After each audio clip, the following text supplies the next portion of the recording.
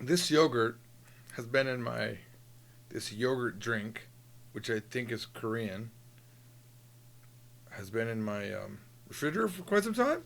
So if I drink it and maybe I like pass out, if you could just I don't know, you guys don't know where I am, so you really can't help me, but just know that I loved you when I died. 자, 마지막의 방송입니다. 여러분 준비됐습니까? じゃあ皆さん今から日本語 from 00からスタートできる日本語なんですけども、今日はレッスン12を続きたいと思います。日丛林 maybe it's probably 丛林来日 Okay, oh my gosh. Hello, this is Japanese from Zero. I am George Trombley, and today we are going to do the final video for Japanese, at least I think it's the final video of Course 3 or Book 3, Lesson 12, and we're going to be talking about making adjectives into adverbs. You can take almost any adjective in Japanese and turn it into an adjective. I did that wrong.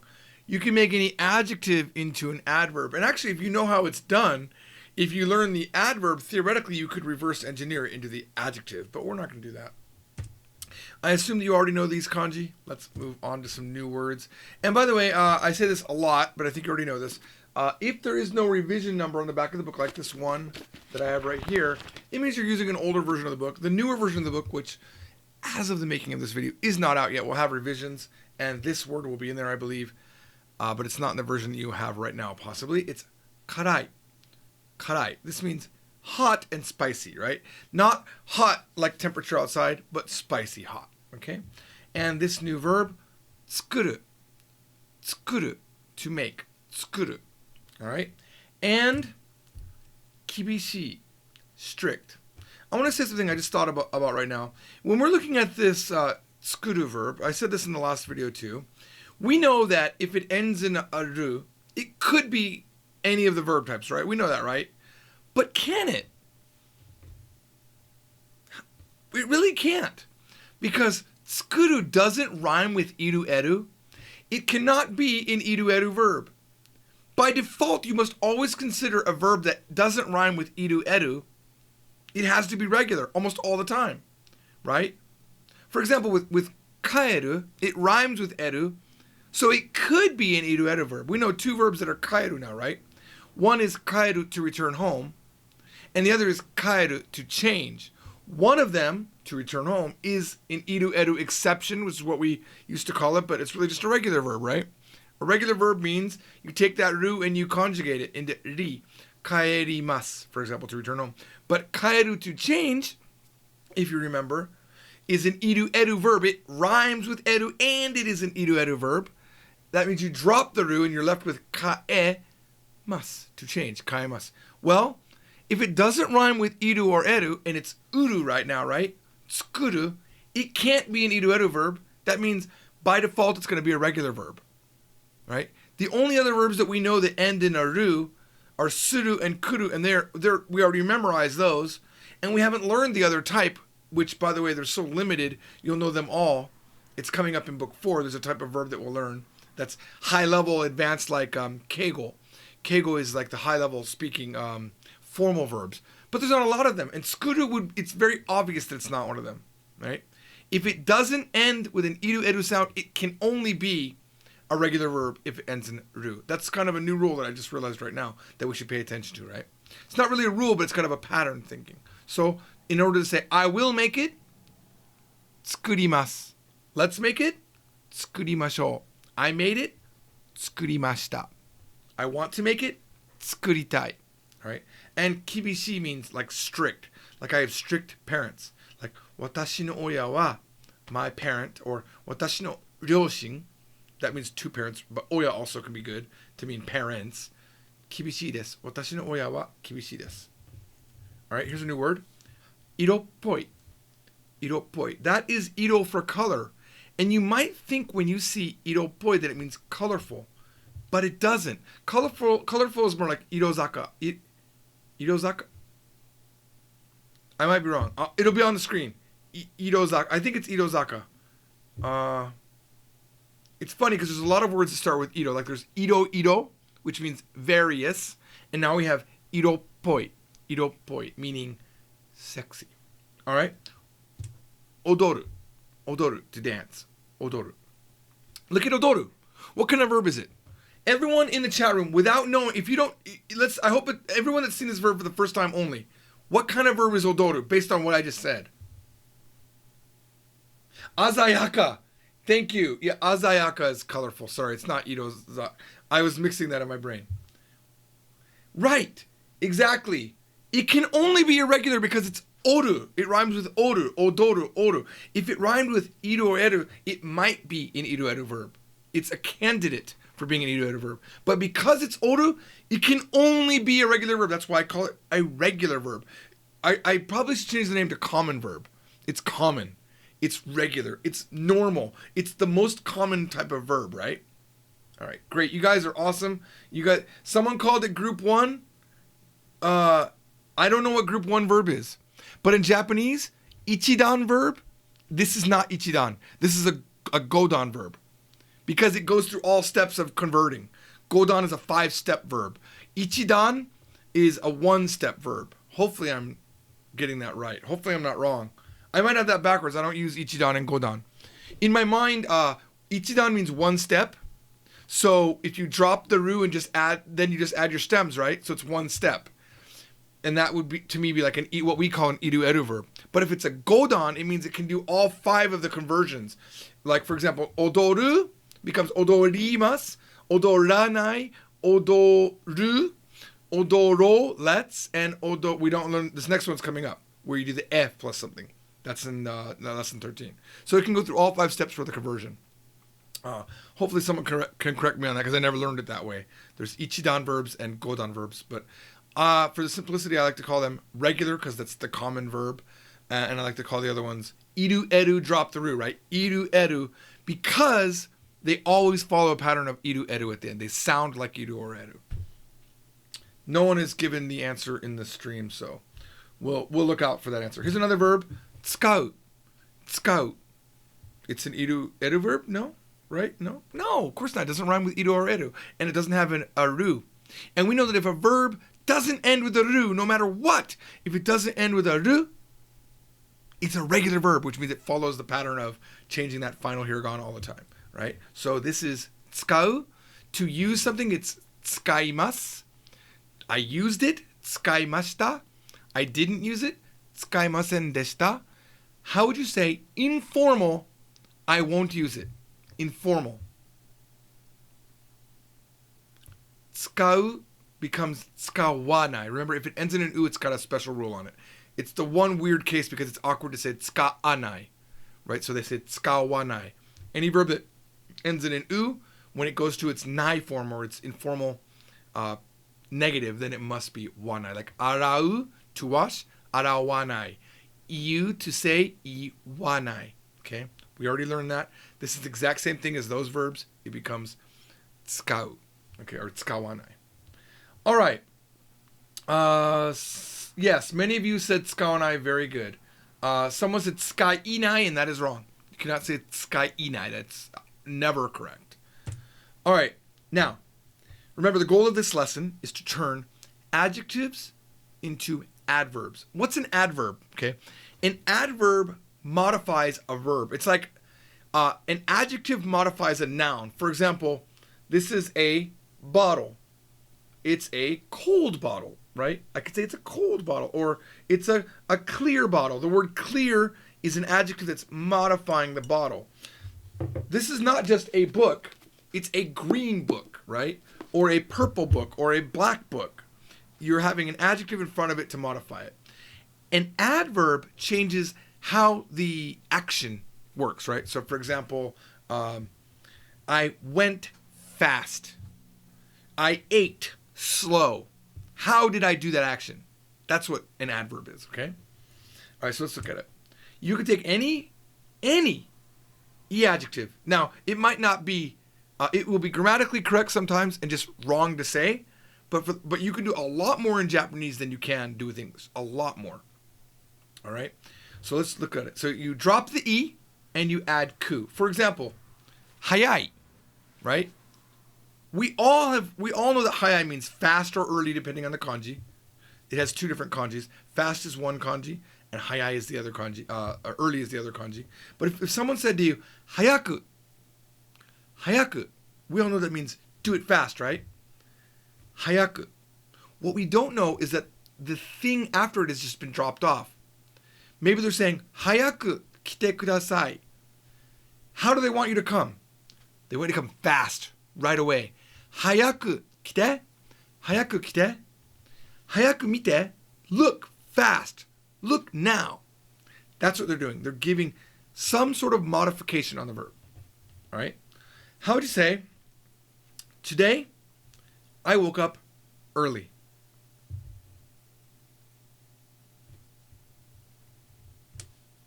Kyou hayaku okimashita.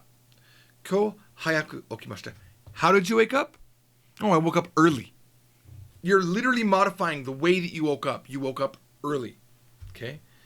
I will also wake up tomorrow early. Tomorrow also, I will wake up early. How would you say that? Tomorrow also, I will wake up early. Ashita mo hayaku okimasu. Ashita mo hayaku okimasu. Of course, we could have done this informally. We could have said, kyou hayaku okita. Ashita mo hayaku okiru. Okay. All right. Do you remember how to say spicy? Starts with a ka. Ka. Karai. Karai. Now, we in English, we could say this, right? Make it spicy. How are you going to make it? Spicy. Karaku tsukutte kudasai. Karaku tsukutte kudasai. Right? Literally make it spicily, right? If you think about it that way, or spice-y. Because karai by itself means spicy. But really when you're adding the ku, it's almost like putting a li on it. Like, make it spicily, right? Make it spicy. Karaku tsukutte kudasai. How about, this is a little bit difficult one. What do you think this means? Kibishiku eranda. Kibishiku eranda. We learned erabu is choose or select. Just to make a choice. You have some things in front of you, and which one did you choose? Dore o erabimashita ka? Watashi wa kore o erabimashita. If you say kibishiku eranda, what does that mean? I mean, in direct English to Japanese, translation style, it means I strictly chose.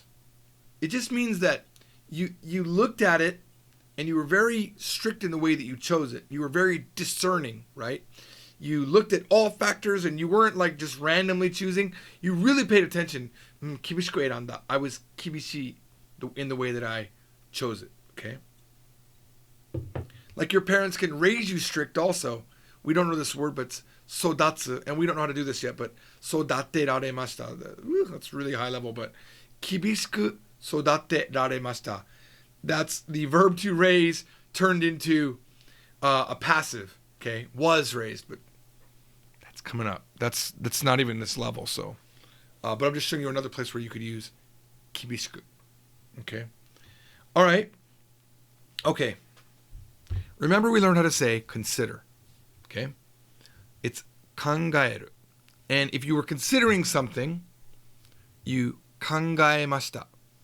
But what if you want to say, look, I thought about this hard or well. I thought about this well is what we're saying. Really what we're saying. But in English we might say, look, I've thought about this well. Like we wouldn't say well, we'd say I thought about this a long time. Or we've thought about this hard, or you put a lot of thought into it, right? What we're really going to say in Japanese is goodly. I considered it goodly. I considered it goodly. The adjective for good is ii. But we also know that it's yoi, right? Remember when we said yokunai, to not be good? It's kind of like that. Yoku kangaemashita. I've thought well. It doesn't mean you thought about a good thing. It means you took time and you thought about it. Now, in context, we already know that yoku can mean often, right? Yoku kangaemashita. You could literally say, I considered it often. But that's not what we're doing here. If you say yoku kangaemashita, means, okay, look, I've thought about my decision and I've decided this. Yoku kangaita. Yoku kangaita. And I've decided I'm going to break up with you. Okay. All right. Maybe someone could say to you, by the way, Yoku kangaite kudasai. Think about this well. That's not telling you to think about it in a good way. He means take your time to think about it. Yoku kangaite kudasai. They'll even do that. Yoku kangaite kudasai yo. Before you break up with me, yoku kangaite kudasai yo. Whatever you're getting ready to do, yoku kangaite kudasai yo. That is literally e becoming an adverb and modifying how they want you to think. They want you to think well about it. Okay? All right? Now, combining what we did in the last video, how would you say this is something that you're getting ready to buy a car? Maybe in the past you haven't bought very well, and your wife or your husband's like, hey, let's consider this really well, and after we've done that, let's buy that car, okay? So here's the clean version. Let's buy a car after we consider it well.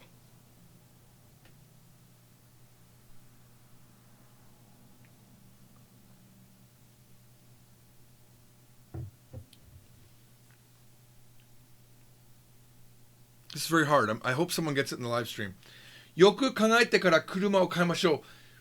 Tetsuki, whatever your name is, you're a genius. Yoku kanaete kara kuruma o kaimashou ne. I threw the ne on the end because I figured if this was like you've had experience in the past where you kind of screwed it up, you're like, hey, all right. You're like saying, all right. Let's not do that wrong again. Like the last time we bought a crappy, me and my wife, when we bought we have a van, right? It's like a 2006 Toyota Sienna. Great van. But when I bought it, I didn't put any money down. I just got the loan because I had this big interpreting check coming in. So my plan was, hey, I'll just put this $8,000 for this because I interpreted for like a week, and that's about an $8,000 deal. So it's like, here's $8,000. I was going to pay it down, but I didn't do it. So we had this big loan for a long time, and it really hurt us. So my wife might say to me, Yoku kanaete kara kuruma o kaimashou ne. Let's really consider this well before we buy it, okay? Before we buy a car, okay? After we've thought about it, let's buy the car, all right? All right. What if you are at a party and your girlfriend's dancing, but she's dancing really sexily, and you don't want her to dance sexily? You're going to ask her, hey, don't dance sexily. You're going to tell her, don't dance sexily, or don't dance sexy. Now, we already learned those words, right? Odoru, to dance, and iroppoi, iroppoi.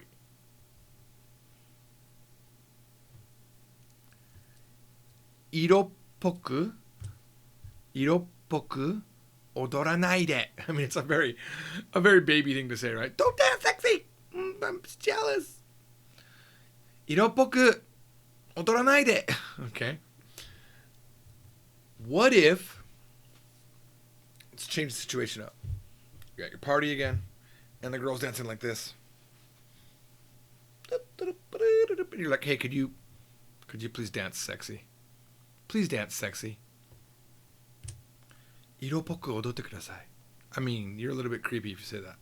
Just be aware of that. But I'm gonna give you something. If you want to say something really bad in Japanese, like iroppoku odotte kudasai, I mean, that's not too bad. Like dance sexily, that could be anything, right? But let's say there was something in my mouth. I don't know what that was. Let's say you want to say something like wrong in Japanese, right? That's like just bad. That might get a bad reaction. You can just say, oh, I was just practicing Japanese at the end. Like, if you just, oh, ごめんなさい。ただ日本語を練習してただけです. That's way above our level right now. But, 日本語の練習だけです. There, that's our level. 日本語の練習だけです. すみません。日本語の練習だけでした. It was just Japanese studying. That's your way out. All right, what do we got next? Okay, so, now in this current version of the book, we don't teach this, but it's very important. We know how to do it with e-adjectives, but what about not adjectives? Because not adjectives can also be turned into adverbs. All right? With not adjectives, excuse me, you just add ni to the end. There's no changes to the adjective itself. So for example, we learned this in lesson 11. Shinsetsu, kind. When you say shinsetsu ni, it's like saying kindly. He kindly did this thing. Okay. So for example, shinsetsu ni tsukurimashita. He made it kindly, right? He did it in a kind way. Now this is a very, very common thing. I feel like I've been covering at the bottom here, and if I have, I'm sorry. The very common thing that you'll see in Japan. There'll be kanji with it, of course. Kirei ni tsukatte kudasai. Kirei ni tsukatte kudasai. Now we learned that kirei means pretty, but it also means clean. Okay? Clean. So when someone says to you, kirei ni tsukatte kudasai, now don't get confused because tsukatte and tsukutte are different, right? Tsukutte means make. If I said kirei ni tsukutte kudasai, that would mean make it pretty. Kirei ni, like whatever you're making, make it pretty, right? But this is tsukau, to use. So use it clean. Use it cleanly. That might be in a toilet. Like in a toilet, it might say, kirei ni tsukatte kudasai. Please use it clean. Because, especially in America, I don't really see this in Japan, but our toilets are really dirty and disgusting. It's like, this is how you go to a toilet in America. Door 1, nope. Door 2, nope. Door 3, yeah, I can wipe a little bit and then it'll be clean. It's really dirty, right? I wish more Americans would kirei ni tsukatte. Kirei ni tsukatte hoshii, we didn't learn that yet, but I want them to use it cleanly. But they don't. So kirei ni tsukatte kudasai is what you might say to someone who's using your thing and you want them to use it in a clean way. Keep it clean is another way to say it. All right? All right? How do you say skillful? Skillful. Like, the kanji would be upper hand. Upper hand. I think we know all of those kanji. Jozu. So, how would you say, he can do it very well? He can do it skillfully. He can do it skillfully.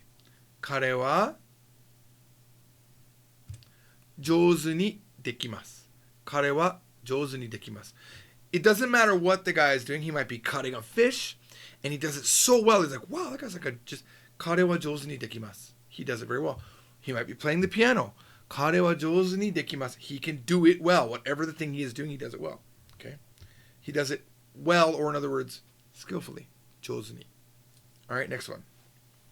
Let's say, I can imagine someone saying this to you. Let's say you're overcomplicating things. You're analyzing something so much that it's not making any sense anymore. So I might say to you, hey, don't think complicated. Don't complicatedly think.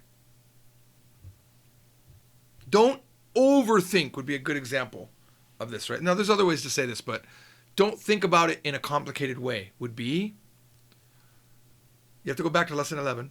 Fukuzatsu. Fukuzatsu ni kangaenai de kudasai. Fukuzatsu ni kangaenai de kudasai. Let's see if anyone got that. Everyone got jouzu ni dekimasu. That's very good. Kantan ni kangaete kudasai. Oh, wow. By the way, Lemonhead, congratulations. That was the next thing. Kantan. Oh, no, I have kotaete though. I could have said, kantan ni kangaete kudasai. Please think about it easily, theoretically, right? I could think about it in a simple way. But here it's fukuzatsu ni kangaenai de kudasai. Don't think complicated. Don't think complicated, okay? This next one is kantan ni kotaete kudasai. Answer in a simple way. Answer simply. Simply answer, okay? Kantan ni kotaete kudasai. Maybe your answer could be big and confusing, and they're just telling you ahead of time, hey, do it easily. Don't kantan ni. Please, simply. Okay? That's it. That's how you take. Now, granted, there are times where it doesn't work. It doesn't work to take an adjective and make it into an adverb. But those will be very obvious most of the time. Sometimes you'll hear something that doesn't make any sense in English. Like, we would never say that in English, but it works in Japanese. So, all right, that's it. I'll see you all on the next Japanese from Zero, where we cover lesson 13, the final lesson of book 3. See you then. Bye-bye. Oh, yeah, that's good. It's fermented very well.